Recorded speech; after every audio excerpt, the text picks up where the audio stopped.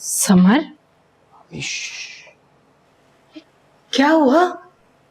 कुछ नहीं, वो आयत को देखने आया था। मुझे बताओ क्या बात है? अम्मी आप प्लीज जाए ना यहाँ से, मुझे पर्सनली उससे बात करनी है, आप समझा करें। बेटा क्या बात करनी है मुझे बताओ ना। उससे सॉरी कहने आया था। उसके साथ इतना कुछ हो गया और मैं उस सब में उसका साथ तक नहीं दे सका। बस यही कहने आया था उससे।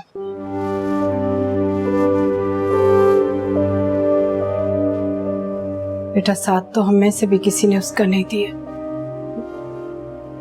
माफी तो हम सबको मांगनी चाहिए। देखिए वो मुझे माफ कर देगी ना। हाँ, क्योंकि बहन है वो, और बहनों के दिल बहुत नरम होते हैं। अब इस तरह गुस्से में है, परेशानी में, लेकिन जल्दी पिघल जाएगी। लेकिन फिर भी अम्मी, मुझे लगता है कि मुझे उससे माफी मांग लेनी चाहिए।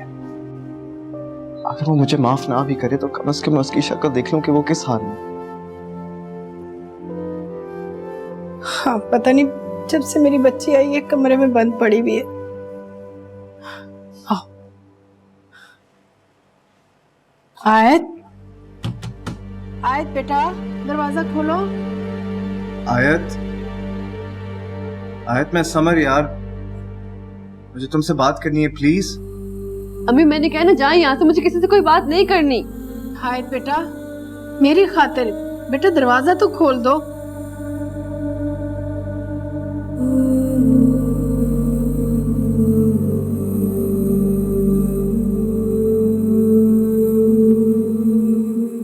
अच्छा अम्मी, बस अब मैं भी चलती हूँ।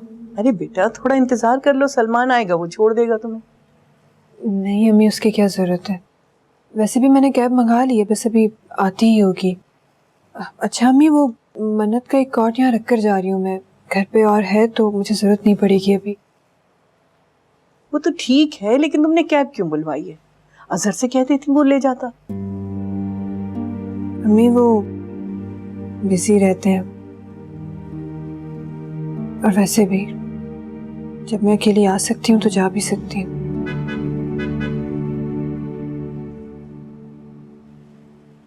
मेरा ख्याल है आ गई अम्मी। आयत केस की इस डेवलपमेंट के बाद अदालत और तफ्तीशी इदारों की कारकर्दगी के ऊपर एक सवालिया निशान खड़ा हो गया है। हैरानकुन बात यह है कि मरकजी मुलजिम के इकरार जुर्म के बावजूद अब तक कोई कार्रवाई नहीं हुई। इस केस की सबसे अहम बात यह है कि बेगम नवाजिश और एनजीओ का कारोबार करने वाली कई तंजीमों का भयानक चेहरा खुलकर सामने आ चुका है। मैं अली रिपोर्टर कामरान नईम के साथ कराची। बेटा वजह तुमने कैब मंगवा ली, अजहर से कह देती वो ले लेता तुम्हें। अस्सलाम वालेकुम। वालेकुम सलाम। कैब आपने मंगवाई है? हाँ मैंने मंगाई है। क्यों? मैं आपको छोड़ा था। चली जाएगी वो।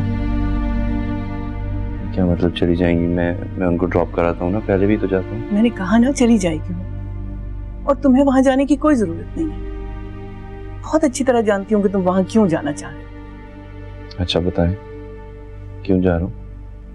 बल्कि आप रहने दें, मैं बिला वजह बात नहीं बढ़ाना चाहता। आप ही को मैं ही छोड़ूंगा। चलें आप, चलें ना। ख्याल रखिएगा।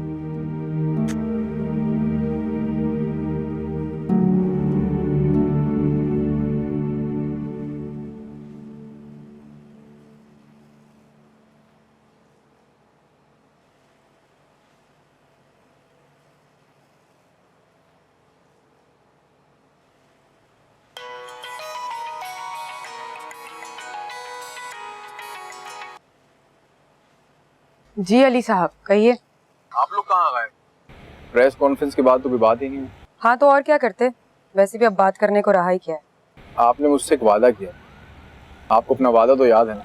वादा? कैसा वादा? एक्सक्लूसिव इंटरव्यू का वादा। मैंने आपसे कहा था ना मैं आपकी हेल्प करूंगा, पर एक्सक्लूसिव इंटरव्यू आप सिर्फ और सिर्फ मुझे लेने देंगे। तो बताएं कब मिलवा रही हैं फिर आप?